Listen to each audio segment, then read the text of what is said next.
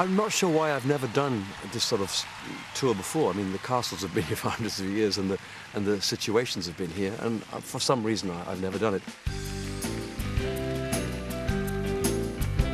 As I've travelled around amongst all these venues, it's come home more and more what a wealth of history we have, and why American friends of mine will always say to me, you know, do you take it for granted? Because, you know, they go back 200 or 300 years, and we go back hundreds and hundreds of years, and they start talking about Henry VIII and people who cavorted around these lawns. I mean, it is fantastic, and it's good to keep it in mind. Tonight, you see, the castle's right behind us. It's fantastic to feel that you're there with this incredible natural backdrop.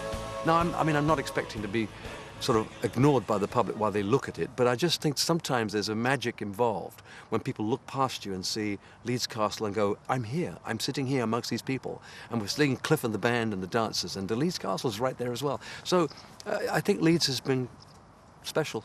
The thing about Leeds Castle is that you see these photographs, and of course it's supposed to be one of the most loveliest castles, you know, in the country, and you think it can't live up to it.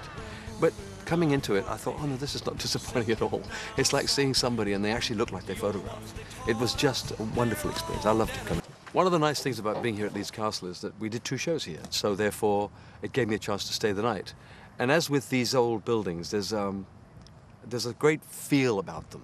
There's a kind of old world elegance, and there's 4-poster beds and very comfy old velvet seats and things around the place, and I really enjoy that. I don't want to stay in the past, but I don't want to lose it. And it's nice to have a place like this to come to and be able to stay and enjoy what people hundreds of years enjoyed before us. Oh, is this where my rose is going? This is where your rose is going, yes. Great. Yeah. When I got here and found that they had a rose, in fact, it's a rose that's been named after me. My fans, as a birthday present, had it done some years back, and I thought that's really nice. I like the idea that a place like this, where they have all sorts of wonderful plants, and they have a lot of very, very wonderful old roses, which have great perfume and have a sort of elegance about them. I felt kind of thrilled to have my little floribunda planted there, and to help him plant it was terrific. So Cliff, your rose, Yeah. Cliff Richard, we know it's a floribunda rose. Yes. And we know it's a lovely pink, similar to the pink behind us. Can you tell me anything about it? Because I'm not sure. Well, do you know, I don't know what kind of... I mean, other than it's a floribunda, I kind of realised that. But I think they had to go to some horticultural society, I suppose, Yes, and submit the idea. Yes. And they came up with this one, which I thought was nice. It doesn't smell particularly pungent, but then as a rose for a male, I suppose that's probably right. Because I know the Gloria Hunniford's got a beautiful smelling rose, absolutely fantastic. So that's basically it, really. Yeah. It certainly looks a youthful rose, maybe that's why. Ah, well, there you go, you see.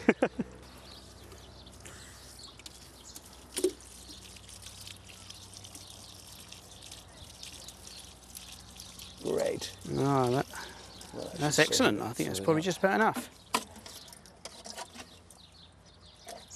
There we are, the Cliff Richard rose. Great, thank you.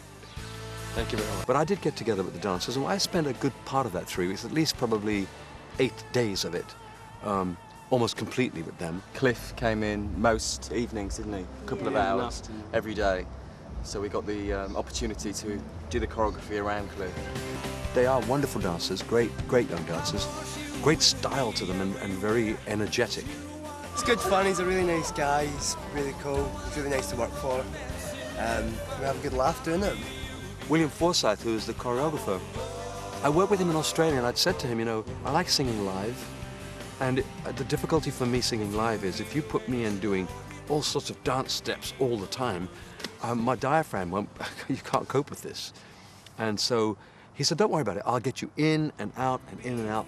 And that's what he's done. He's woven me into the routines, and it's very helpful for me because I can come out, I can still sing, nothing is beyond my capabilities, and I can do it and still concentrate on singing.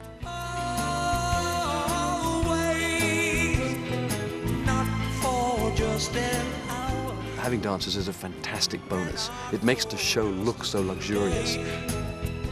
I know that the dancers have made a big contribution to the show.